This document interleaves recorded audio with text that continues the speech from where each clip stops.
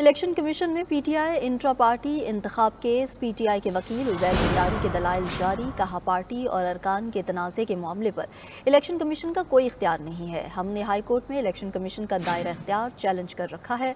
Election commission ने वकील उज़ैर भंडारी के एतराज़ात को मुस्तरद कर दिया। आपको एक बार फिर बताएंगे कि इलेक्शन कमीशन में पीटीआई इंट्रा पार्टी इंतखाब केस। पीटीआई के वकील उज़ैर भंडारी के दलाइल जारी हैं। दलाइल क्या हैं, जानेंगे फ़हीम से। फ़हीम, बताइएगा।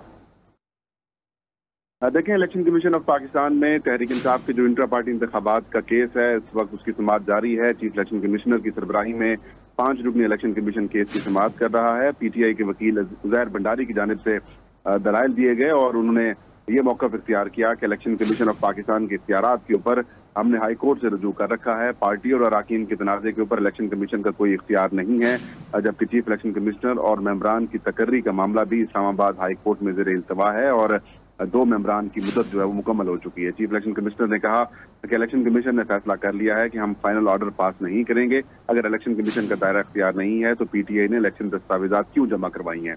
इलेक्शन कमीशन ने तहरीक इंसाफ के वकील के दलाइल के जो एतराज़ात थे उनको मुस्तरद कर दिया और ये कहा कि जो आपका मौक़िफ़ है उसे हम हुक्मनामे के अंदर भी शामिल करेंगे। इसके अलावा DG political finance election commission के सामने पेश हुए। उन्होंने अपना मौक़िफ़ पेश किया और ये कहा कि तहरीक इंसाफ अपने आइन के मुताबिक इंटर पार्टी इंतखाबात कराने की पाबंद है।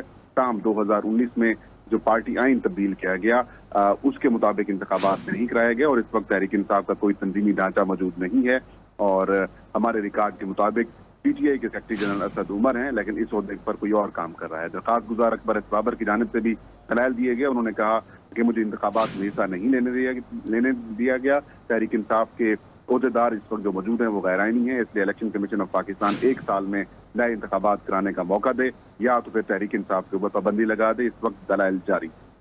फ़हीम अख्तर, तफसीलन अपडेट करने के लिए शुक्रिया आपका।